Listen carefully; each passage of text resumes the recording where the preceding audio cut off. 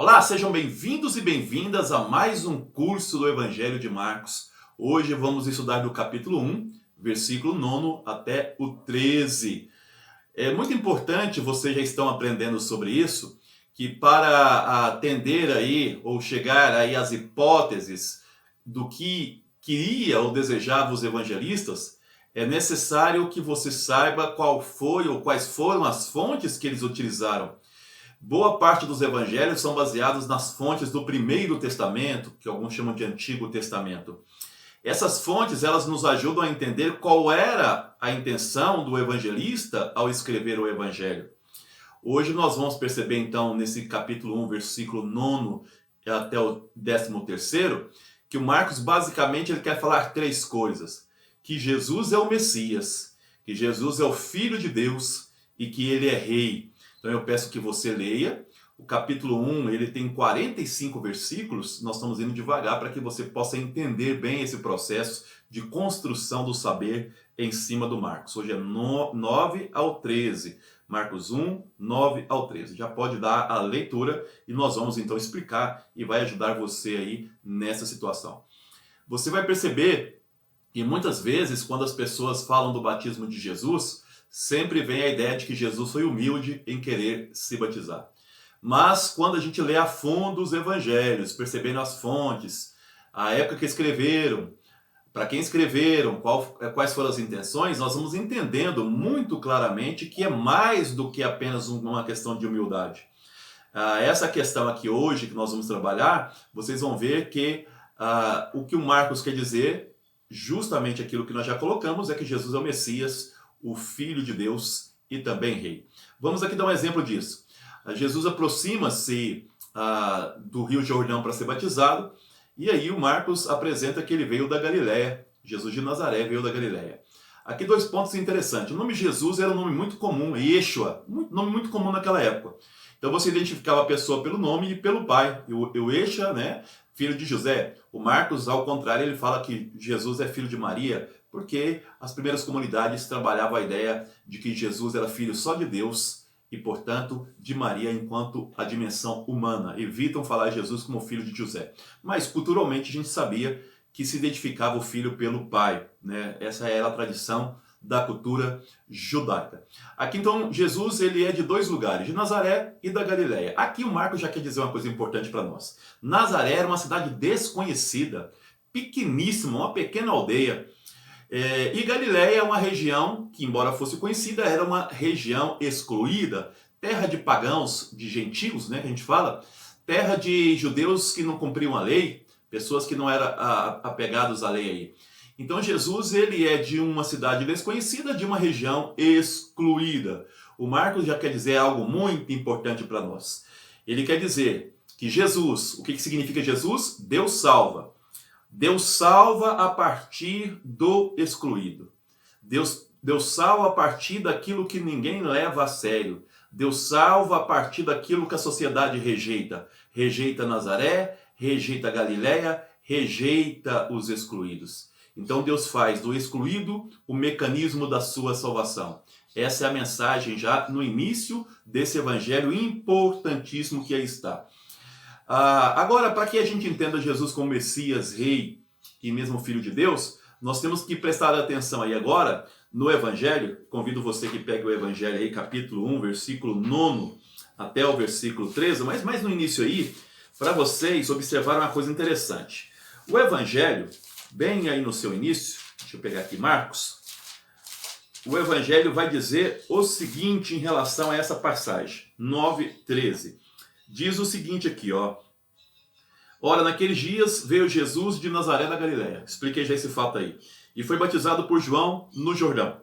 Ok. No momento em que Jesus saía da água, João viu o céu aberto e descer o Espírito em forma de pomba sobre ele. Ele ouviu do céu uma voz: Tu és meu filho amado, em ti ponho minha afeição. A Bíblia que eu estou usando aqui, a tradução não é boa, mas o texto fala que o céu se rasgou, tá? O céu se rasgou e do céu então desceu o Espírito, tá? Então João viu o céu se rasgar e do céu descer o Espírito em forma de pomba.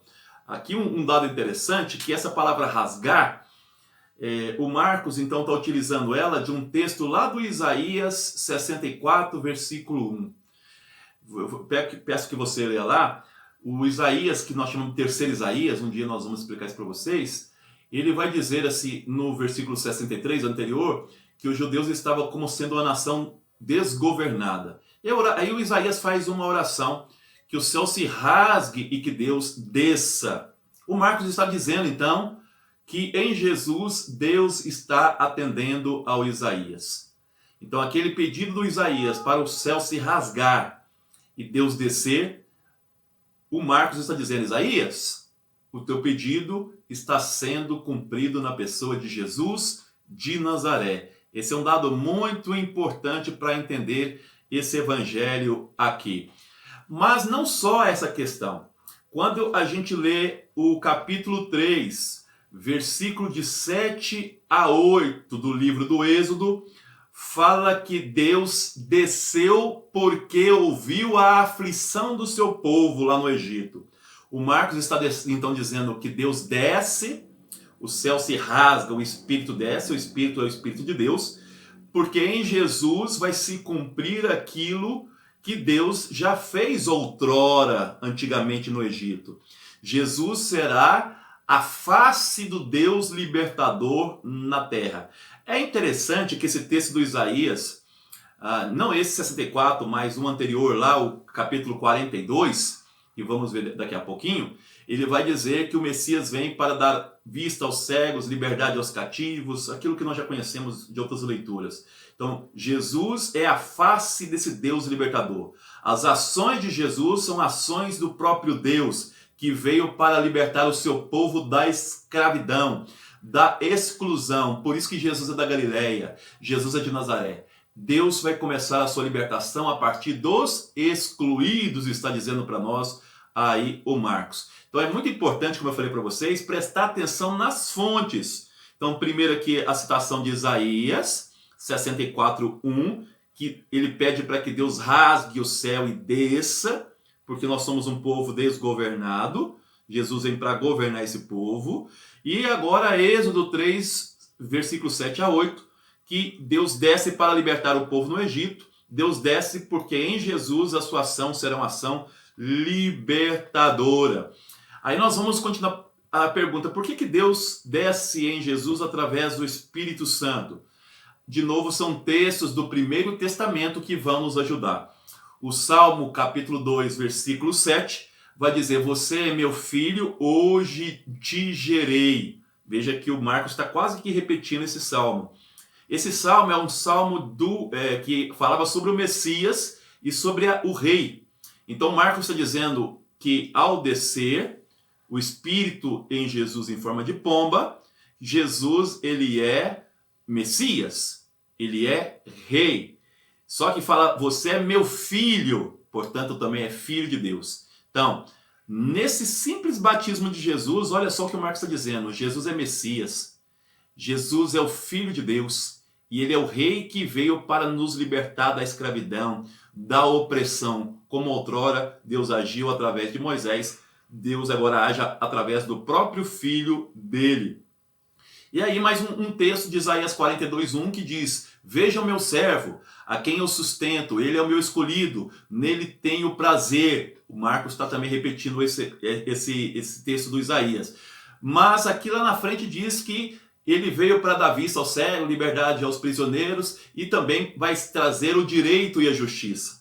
Então não é um Messias que vem para oprimir, mas é um Messias que vem trazer a justiça. E no final do texto de hoje fala da tentação de Jesus.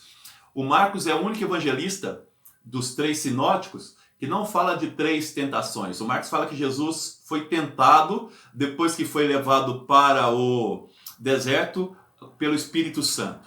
E fala que ele vivia servido por anjos e no meio de animais selvagens.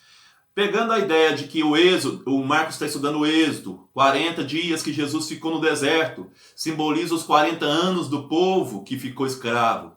Então Jesus ele faz a experiência de entrar na nossa escravidão, no nosso pecado, porque lá no Gênesis, que é outro texto que o Marcos está usando, o ser humano foi expulso do paraíso, o paraíso tem vida, viveu no deserto, porque pecou. Jesus entra no mundo do nosso pecado para nos libertar. E aqui Jesus foi também tentado. E qual é a tentação de Jesus? Simples. Ele tinha que escolher entre o projeto de Deus ou o projeto de Satanás. Projeto de Deus, vida, liberdade. Projeto de Satanás, morte e escravidão. É isso que o Marcos está dizendo. Jesus, ele vai vencer o demônio todos os dias, porque ele é conduzido pelo Espírito de Deus. É isso que o Marcos vai dizer para nós. É isso aí. Espero que tenham gostado. Até o próximo programa aqui do Evangelho de Marcos.